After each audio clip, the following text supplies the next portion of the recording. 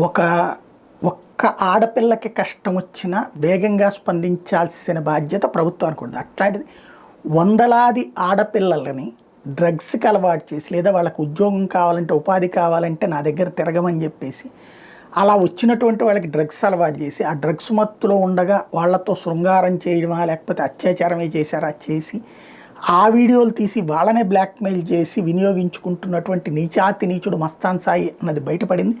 తాజాగా వాడికి సంబంధించినటువంటి వీడియోలు హార్డ్ డిస్క్ అమ్మాయి తీసుకెళ్ళి లావణ్య ఇచ్చినటువంటి నేపథ్యంలో దీన్ని ఏదో రొటీన్ క్రైమ్ లాగా కాకుండా రేవంత్ సర్కార్ చాలా సీరియస్గా తీసుకోవాలి.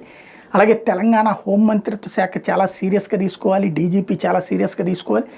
ఎవరా అమ్మాయిలు, ఎందుకు ఇట్లాగా వీడు చేతికి బలయ్యారు, వాళ్ళని వీడు ఎంత బ్లాక్మెయిల్ చేశాడు, ఏ విధంగా వేధించాడు అనేది ఒక్కొక్క అమ్మాయితో ఒక్కొక్క కంప్లైంట్ పెట్టించి వాడి జీవితంలో బయటికి రాకుండా చూడాల్సినటువంటి బాధ్యత అయితే రేవంత్ సర్కార్ మీద ఉంది. అలాంటి రాక్షసుడు ఎంతటి ప్రమాదకారో అర్థం చేసుకోవాల్సిన అవసరం ఉంది.